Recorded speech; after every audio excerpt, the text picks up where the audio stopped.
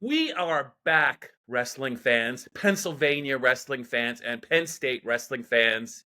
Bob Flounders here with Jim Carlson, the PennLive Wrestling Podcast.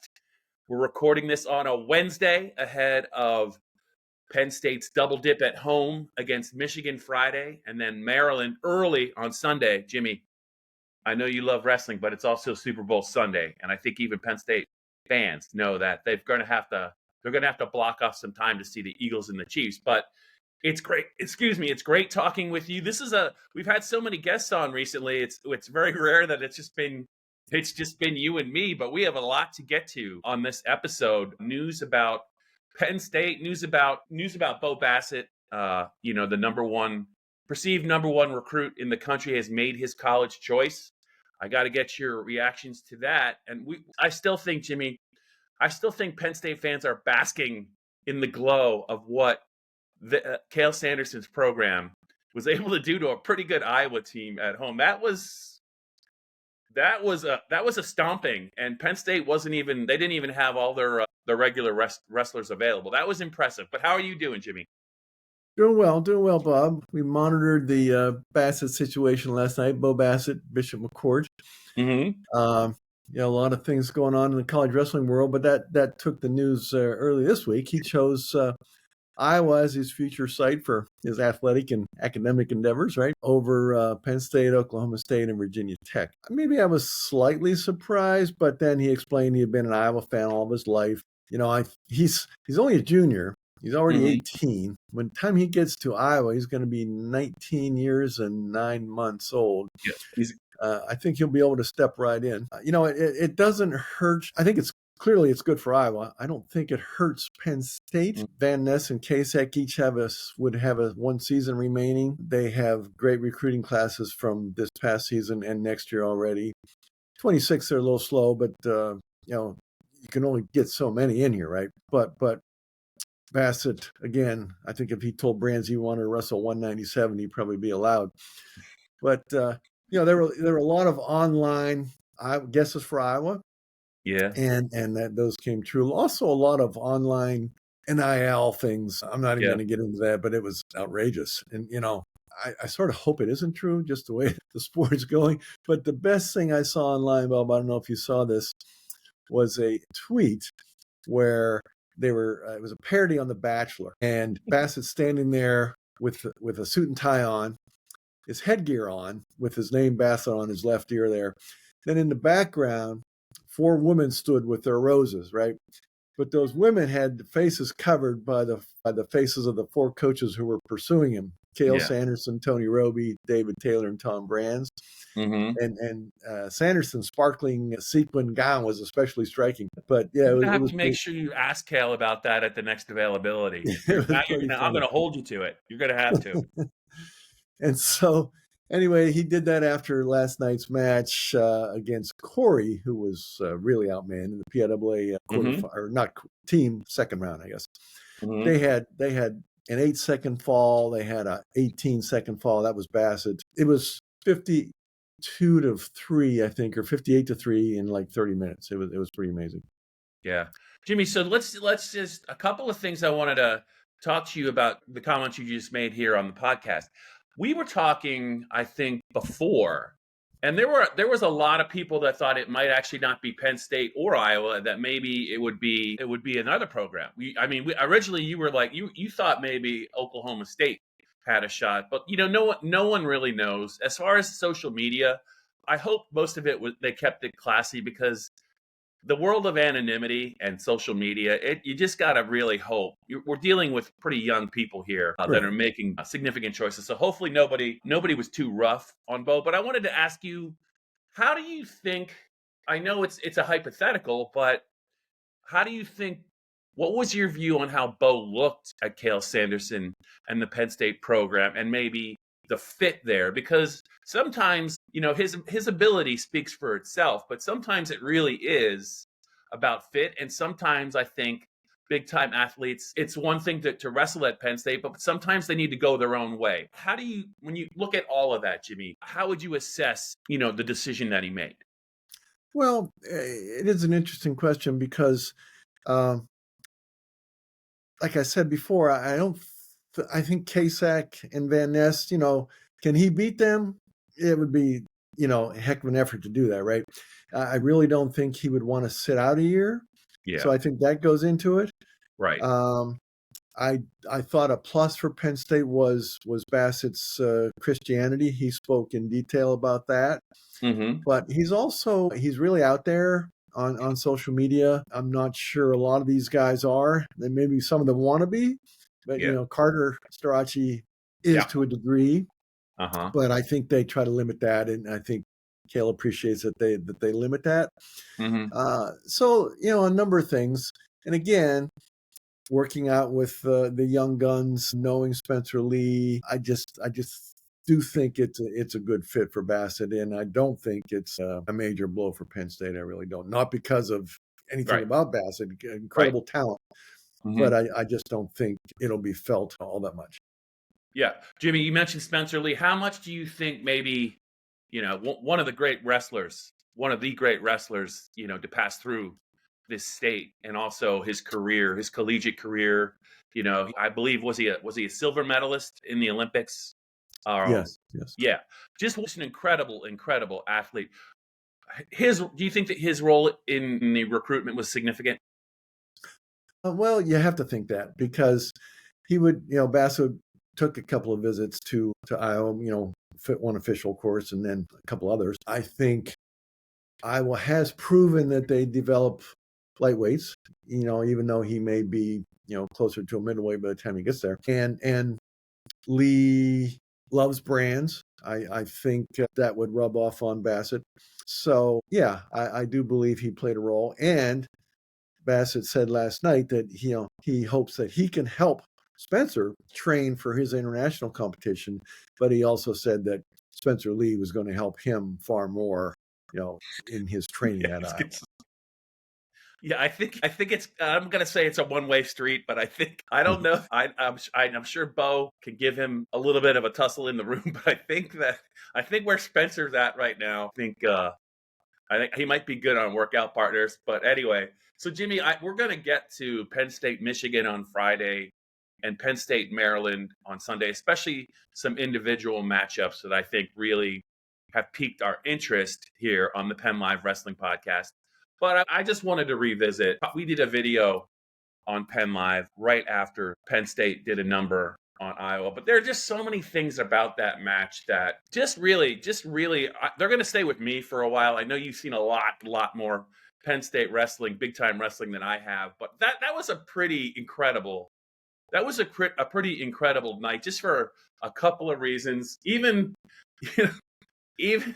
Brand's decision to hold out Gabe Arnold and the answer he gave about it, and then he wrestles against Maryland, and then I know that he had a real good a real good 97-pounder waiting, but after all the buildup to the possibility of Gabe Arnold wrestling Carter, and then to have that happen, and then to hear Brand's explanation, to me that was a little I don't know.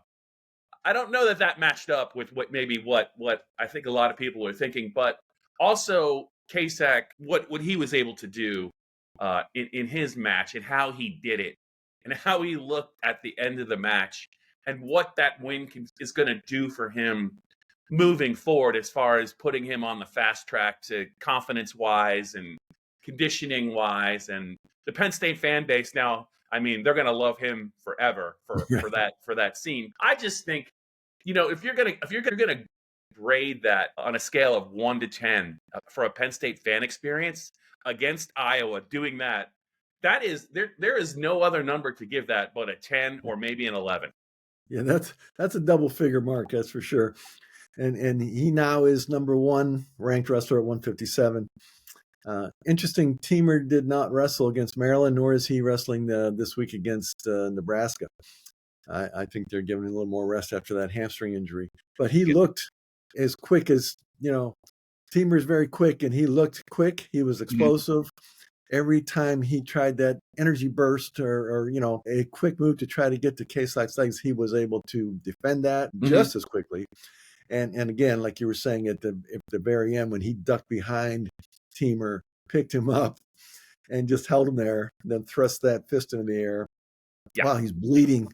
Well, he's bleeding profusely down his face. That moment will be hard to erase.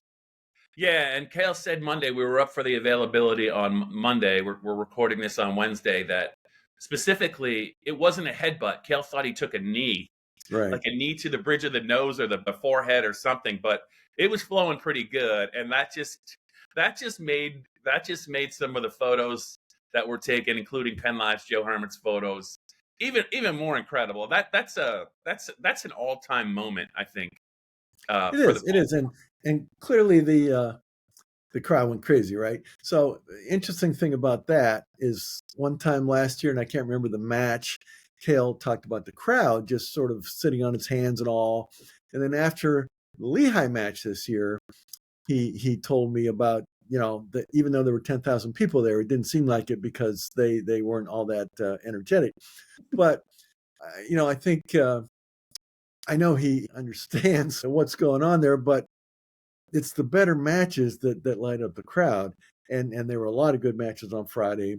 And plus it's just Iowa, in general, and it doesn't take much to jack up the crowd. Plus they sell alcohol at Jordan Center now. So it's all a perfect storm. And so I think that, the better the team, the better the matches, the better the crowd. That's just natural no matter what sport. Yeah. Just one more. I'm not putting you on the spot. I'm just going to ask you it this way, and you can choose to answer it any way you want to. Is Gabe Arnold ever going to wrestle Carter, or is this just going to be one of those deals where it never comes to pass? No, I think he will. I mean, I think the brand's made it clear that Arnold is their man for the postseason, which means my guess is he would get the number 2 seed at the Big Ten, which would make a final match with Strachey. They both keep winning. I don't think he'd be a 4 seed where Strachey would get him in the semifinals. So, right. Yeah, I mean, they could see each other twice this season in the Big Tens and the National, depending on Arnold's success in both tournaments. And that's, we haven't seen enough of them to know what that'll look like either. So do I think they'll meet? I really do, yes. But again, Arnold still has a few things to prove, I would say. Yeah, and hopefully, if they're going to meet, let's.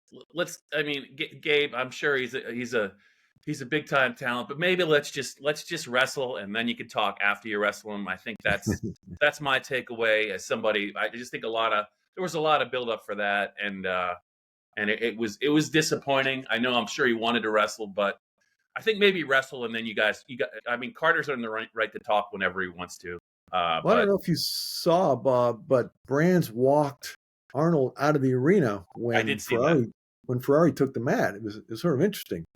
Yeah. He also sort of dabbed at his eye. I don't know if there was something in the eye or if there was more to it than that. And a couple of notes. Iowa, that was the 4th straight loss to Penn State. Yeah. And the last time Iowa has lost more than 3 consecutive duels to the same Big Ten program was 1963-68 when Michigan won 6 straight.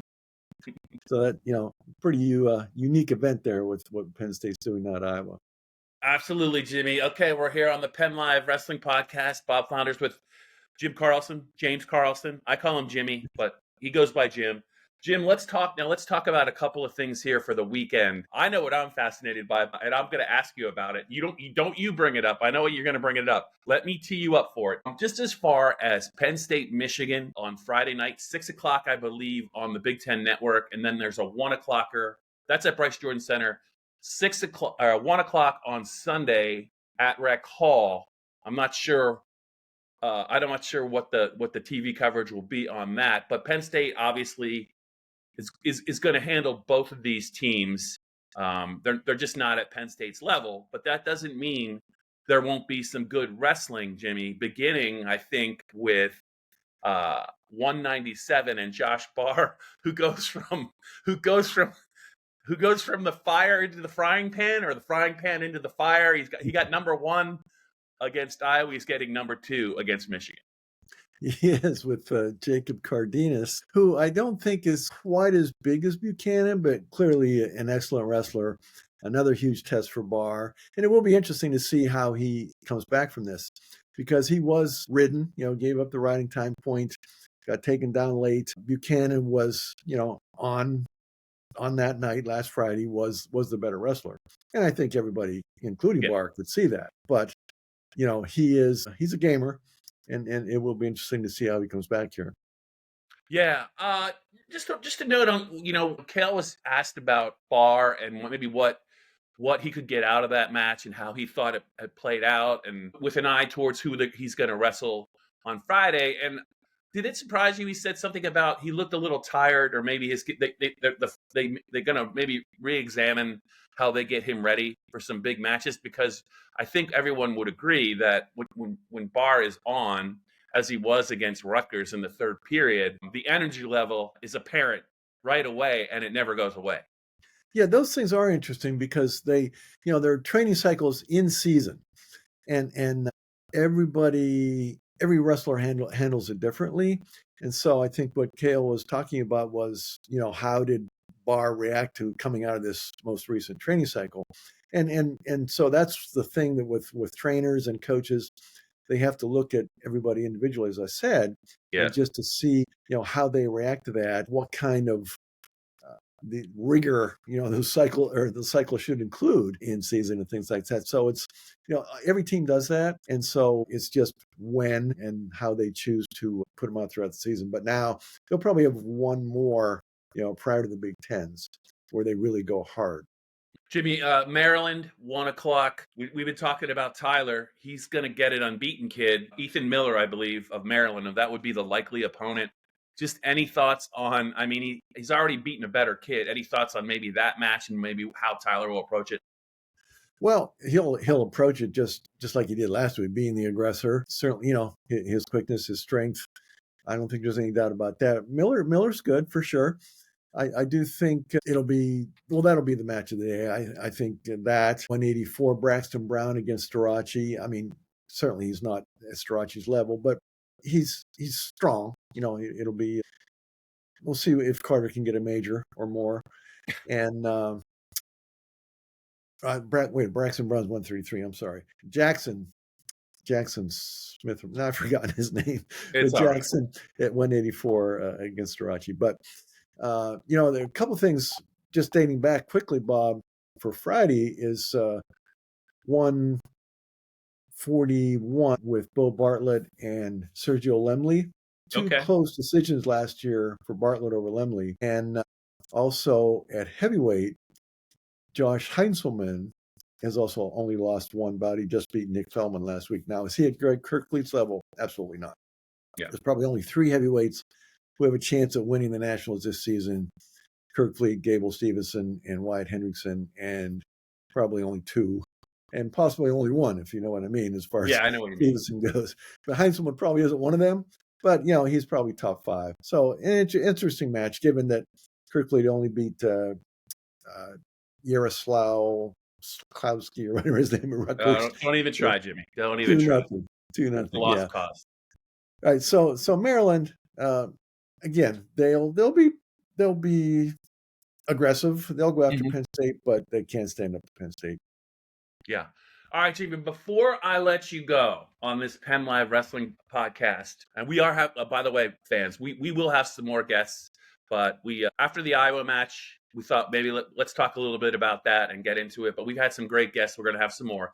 Before I let you go here, Jimmy, I got 2 things for you. You can answer them in any order you want, but I'm going to give it to you. I'm going to put them on a platter for you. The first one is that big brain of yours was working overtime this week, and you had some thoughts about maybe how Penn State's backups would do against the frontline starters. I think you were talking about Michigan. I don't know if you were talking about Michigan and Maryland. So I want to get your take on that. And also, it's a platter. If you want, I need a Super Bowl pick from you. Which do you want first, Bob? We'll go wrestling first. Let's go wrestling first. I think, and I'm not going to get down through the list, but I think Penn State's second team would beat Michigan's first team by a 6-4 bout count. That's my guess, and it would be worse against Maryland, at least, maybe 7-3. But Michigan the last couple of years has sort of sold its soul in the portal, and all they got out of it was one Big Ten title. They did not get anything at the Nationals, and now their last couple of recruiting classes have not been solid. And as you see this year, they're not as good. They lost Dylan Ragusin to injury. That hurt. but they only have probably 3 headliners and not a deep, balanced lineup. As for the Super Bowl, Yeah. I have never pulled for the Eagles in my life, and it's a painful thing. I enjoy watching Saquon, Yeah. and I So do does think Cael. So does Cael. that's right. He told you that. And I do think the Eagles have enough balance and firepower to limit the Chiefs. So yeah, no point spread here, but I do think the Eagles can pull it out. All right. I prefer a point spread, but since it's like a pick 'em, I'm writing this down. I really don't need it, but I'm going to hold you to that. Great chatting with you as always. I think that's a pretty interesting take you have on Penn State's backups versus the Michigan frontline starters. I don't know if the Michigan Wolverine fan base, if they're listening, is going to appreciate that, but sometimes the truth hurts. And you're not a guy. I've known you for a long time. That is like a Penn State guy that's just, hey, they're really this good. That you're just talking from an analytical perspective based on what you've seen and what you know about the depth of this roster. That Cael has really assembled a team that is capable of doing exactly what you said. Correct? Depth-wise, yes, and it's not easy. This is just a recent occurrence. It is not easy building depth with 9.9 scholarships. Right. Now that will change next year, and I can't wait to see how that does unfold. And the NIL will still be even a bigger role probably when that happens. But now they can go just about a full 2 deep, and that just hasn't been around in the past. And they've had some holes in the lineup in recent years. As good as they've been, as successful as they've been, there's still been a couple of areas where they couldn't decide on a wrestler till postseason, basically. That's not happening anymore. Jimmy, I'll see you Friday up in State College. I'll bring a couple of special guests that you know well. We'll be up there for the match. You're on your own on Super Bowl Sunday, but I am definitely holding you to that pick of the Eagles beating the Chiefs and ruining their three-peat quest, which has never been done. Kind of a bold prediction, but I think I agree with you. Okay.